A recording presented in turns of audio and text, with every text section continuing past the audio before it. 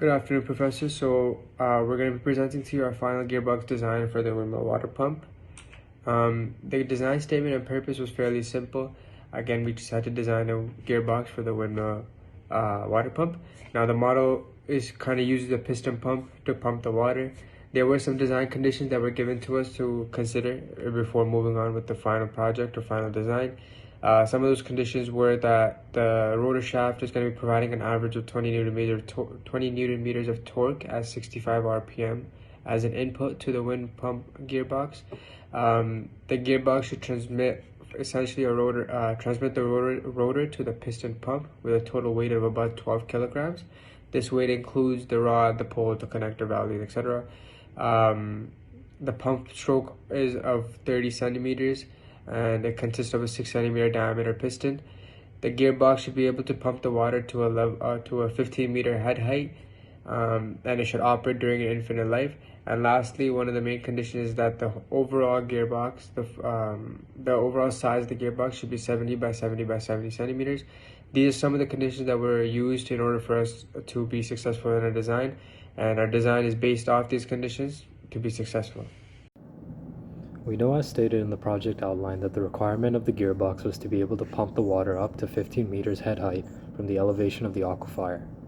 In order to determine other properties, we assumed the temperature of the water was around 15.1 degrees Celsius at 1 atm and determined a value of its density, which was 999.07 kilograms per cubic meter.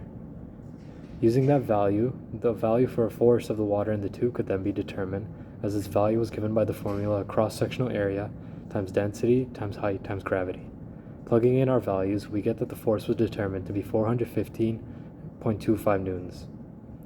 Additionally, the force required to move the piston is calculated using mass times gravity and was determined to be 117.6 newtons. Therefore, the total force required for the gearbox to displace with each stroke is 532.9 newtons.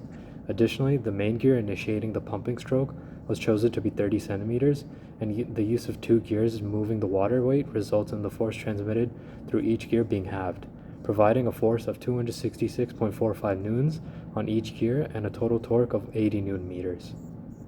Gear ratio analysis. After doing the torque calculations, it was determined that the gears needed to transmit approximately 107 newtons of meters of torque. Based on this, the gear ratio was calculated using the input and output torque. The ratio was determined to be 4. From the ratio and the project outline, the dimensions of the gears could be calculated.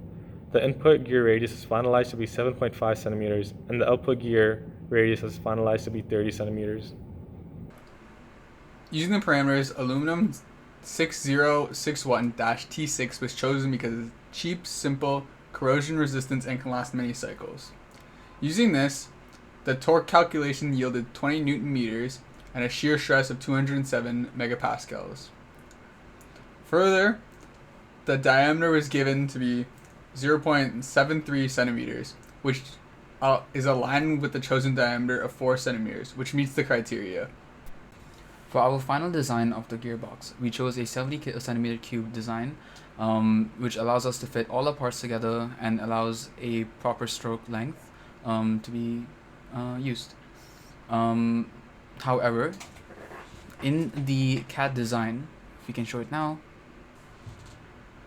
in our final CAD design, due to the restrictions of the university's in-lab computers, we were not able to have access to the toolbox. Thus, we were using circular gears, which have the same use as everything else, as typical gears. Onto the movement of the stroke, we can move it up and down properly with full motion, and this allows the water to be filled up and distributed through the tap properly.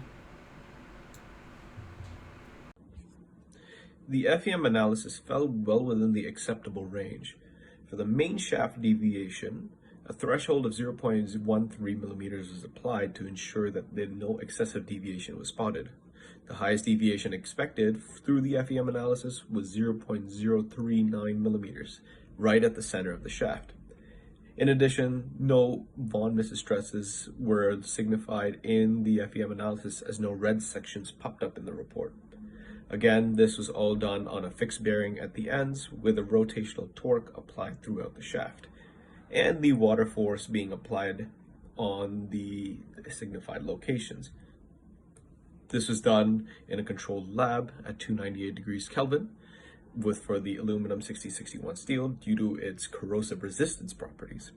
Again, this could be signified or removed if conditions change, temperature increases or decreases, or corrosive properties are no longer required.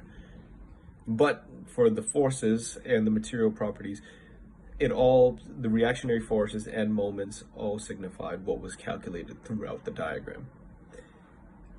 And finally, the torque forces were all applied rotationally throughout the shaft, where the normal forces applied again tangentially on the shaft placements on the gears at a 45-degree angle.